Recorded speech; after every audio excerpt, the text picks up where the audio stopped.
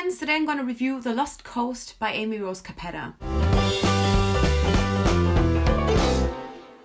I received an arc of this through NetGalley in exchange for an honest review, and this book is released on May 14th. The Lost Coast is about Danny, who moves to California with her mother. Her mother wanted to move away from the old place, and she was just kind of like, you can decide where to move. So she just chose this random place. She didn't really know why she wanted to go there, but it's what she chose. And there she befriends this group of girls that call themselves the Greys, and she kind of gets involved with them, and she finds out that they're looking for their friend Imogen, who went missing a couple of weeks ago and was part of the Greys as well. And so together they kind of go on this journey to find Imogen. They are witches. Like, it's definitely like the word witch is like used in the book, and it's like very clearly there, but it's kind of also this like not really kept secret in this town. Like, even in this town, the people are like, they are weird, and like you shouldn't hang out with them, and like it's like dangerous to hang out with them and stuff like that. So this is definitely a witchy book, and it's also a very, very queer book. It is an unapologetically queer book, and it is very apparent in the friendship between the girls, but also in a female romance in this book. I went into this really I actually didn't even know. Like, all I knew was that it was queer witches and it was a book by Amy Rose Capetta. I loved Amy Rose Capetta's Echo After Echo, and so I'm basically inclined to pick up everything that she writes, especially if it's queer. And I was super excited about this, even though I have to say, I am not a huge fan of stories about witches. Like, especially modern day witches, I'm usually really not drawn to stories about them, but also at the same time, I'm obviously very drawn to queer, and especially queer fantasy. And so I really was super excited to pick it up, and got so excited that I was accepted for an arc of it. And I truly, truly love this book so much. There's so much diversity in this book. I'm gonna leave all of the specific marginalizations and identities in the description, because I think that just makes it much easier. Basically, you know, all of the girls are marginalized in some way. They are basically all queer. There's people of color. I'm pretty sure there was a plus size girl. So we just basically have everything in there. I really love that, because it was so seamlessly, and especially just like the queerness is like a center aspect of the story for sure. And not because there is a female romance, but just because these girls being queer is just, again, so unapologetic, but still not like, how do I say this? I don't want people to think like when they read it like, what the fuck was she talking about? For me, the queerness wasn't in your face.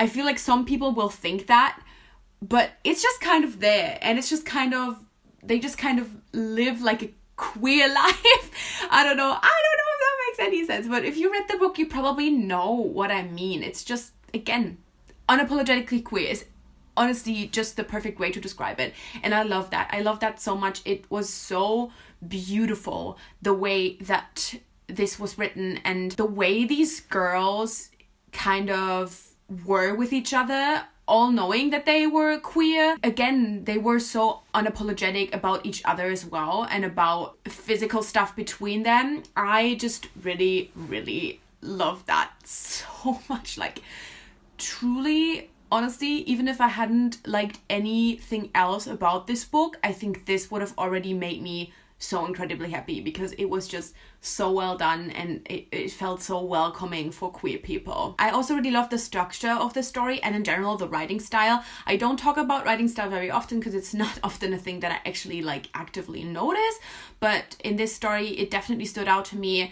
It's interesting because in the beginning I had some issues getting into the story, because to me, and it felt like that until the end, but to me the writing style felt a little distant in a way, and it sometimes made it hard for me to be very emotionally invested, apart from just like being invested in the friendships and the relationships between all the girls in general. I just didn't really feel a huge emotional connection to the characters, but at some point I ended up not minding that very much anymore, and also just kind of feeling like that is an essential part of the story too. And especially because there's so much beautiful writing in this in general. Like, it's really so many beautiful quotes. Like, I highlighted the shit out of this arc because there were so many beautiful scenes, so many beautiful quotes, things described in such a lush and wonderful way. It's just so beautiful to read, and the structure also really works. I just ended up not really minding that I didn't feel very emotionally connected, because if this is the outcome of not too much emotional connection, then I'm very much fine with it. And the structure is very much where it switches between, you know, different points in time. We have like, you know, sometimes a couple of years back, sometimes a couple of weeks back, couple of months back, and we have the different point of views as well. And it would switch between like first person and third person as well. I think Danny's POV always had first person, and then everything else was always third person, I want to say, but don't quote me on that. And sometimes it would be like a chapter from the perspective of like the whole town or the whole school or the trees, and I fucking love shit like that. It's really truly become one of my favorite things in like the last year or so that I really noticed, that I love when there's just like seemingly random POVs in a story that go out of what you think a POV should be. Like, it's one thing to have like multiple POVs, like, you know, the Greys and like Danny, but then have like the trees and stuff. I love that shit, and it worked incredibly well in this story too. Like, it just all fits so perfectly together. Like, it didn't feel like random or like, oh, I just like writing like that. No, like, this is exactly how this story was supposed to be written. It also just felt incredibly atmospheric. Like, just the writing and the structure kind of really truly created that atmosphere. And I also think that this, you know, kind of, for me anyway, I don't know if this is how other people will feel about this, but for me, this like not too like emotionally close writing also very much contributed to the atmosphere. And a lot of the times, I know this is kind of a short tangent, but Victoria Schwab often says that she writes her world building like it's a character. She asks all the same questions about her world building as she does about her characters. And this atmosphere felt like a character. It makes sense to me. Not sure if it makes sense to you, but the atmosphere was just so easy to grasp. It was just so there. That's why it felt like a character. Like, it's just something that I can point out as clear as all of the other characters in this story. And that's another thing that, especially in these like witchy books that like take place in the woods and there's like magic involved, but it's in our world, I think one of the most important aspects of these stories is the atmosphere. Amy Rose Capetta fucking nailed it. Absolutely nailed it. If you love Amy Rose Capetta, if you love witches, if you love queer books, if you love books like Summer of Salt, Sawkill Girls, they are very much about like rape culture and stuff like that. This is not. This is so centered on the girls, and like it almost doesn't have any guys in there at all, which is very refreshing. Obviously, I love these books as well that, you know, center rape culture in that way.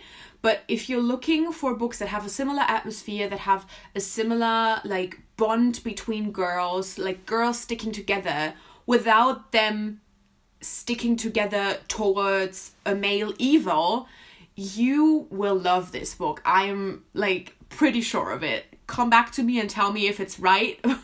I'm pretty sure of it. You know, there's this current kind of thing of just queer girls just being this unit and fighting towards something, fighting against something, just being a force to be reckoned with altogether. And this book just is another one that perfectly fits into the row of books, and I fucking love it, and I hope that it's just something that never dies. If you've already read The Lost Coast, then absolutely let me know any of your thoughts. I am so ready to talk about this book and for more people to read it. And if you have not yet read it, then let me know any of your excitement for this book. And yeah, I make new videos every Wednesday and Sunday with occasional reviews on Friday. So click subscribe to never miss anything and hit the little bell so you get notified as well. And thank you so much for watching. I guess I'll see you soon. Bye!